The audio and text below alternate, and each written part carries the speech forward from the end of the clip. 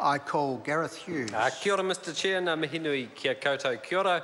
It's great to see all the members back after a 4-week recess. I want to take this opportunity to wish our Olympians the best of luck for Rio.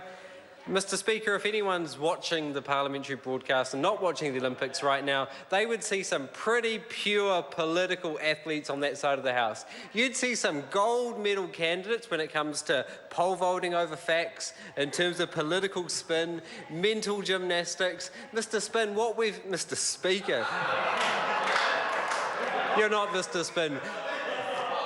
Mr Speaker, I've just been spun out by all the political spin I've heard from the government benches tonight. Because it's just been so much bunkum we've heard. We heard Stephen Joyce stand up and say, well, you know, I've been doing an innovation budget. Mr Speaker, you cannot call it an innovation budget when you're seeing real term cuts to tertiary education, when the investment isn't even pushing the needle on our woeful R&D stats, which sees us in the bottom half the developed world average when it comes to research and development spending.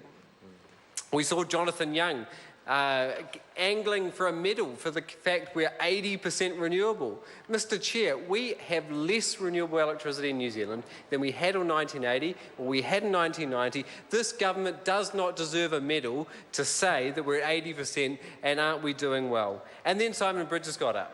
And Simon Bridges was trying to trumpet during one measure for 1 year, over 25 years, prices for one component went back, never mind line charges and all the other fees that keep going up.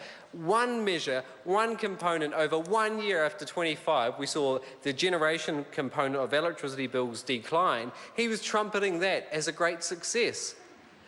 Now, Mr Speaker, there was a quote a former energy minister told me, and I think it's quite applicable to the energy portfolio. He said, no one has ever made their reputation as the energy minister, but plenty have lost it having that portfolio. And I think Minister Bridges has taken that to heart, because what we see, ironically, it's called the energy portfolio, but someone with no energy whatsoever who's taken an approach to talk a big game and do absolutely nothing.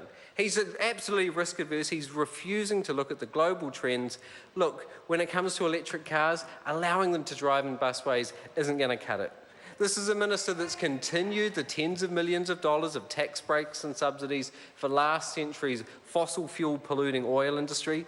This is the minister who sat on his hands when Huntley went back to burning more 19th century coal. Ironically, this is the Minister for Associate Climate Change Issues, but he seems to have all the portfolios where it comes to increasing emissions, be it fracking, subsidising oil drilling, seeing more coal burnt at Huntley, more motorways, more trucks, closing down regional rail lines. We saw the Minister who was quite prepared to see ECA use taxpayer funding to slam solar energy in a recent report. A minister that is standing by, refusing to act when the electricity industry, to protect their profits, are trying to discourage customers, and it's customers in regions like the Hawke's Bay, Taupo, Rotorua, who are facing these arbitrary, unfair, discriminatory new solar charges. This is the minister that's seen power bills go up and up more than the rate of inflation, and seeing people scared when they see their power bill, when they go to their letterbox because they know it's going to go up and up, and a single component of a single measure of a single year over 25 years is cold comfort for those customers. Talking about cold comfort, Mr Speaker, this is the minister who's seen the smallest amount for energy insulation in years and years and years. This is a minister who asked for more at Cabinet but delivered the lowest amount of insulation funding we've seen for years and years. This is despite the fact we see 15 New Zealand kids dying and 42,000 kids hospitalised every year as a result of our cold, damp housing in New Zealand. Yet this minister spends his money on subsidising and providing tax breaks for the oil industry.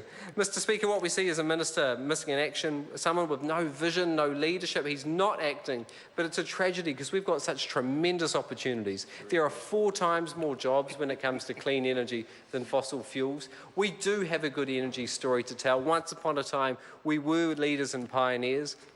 We should be the ones selling those solutions, the IP, the software to around the world, because currently, unlike New Zealand, more people are investing in clean energy than fossil fuels. We're missing the opportunities because the minister's missing in action.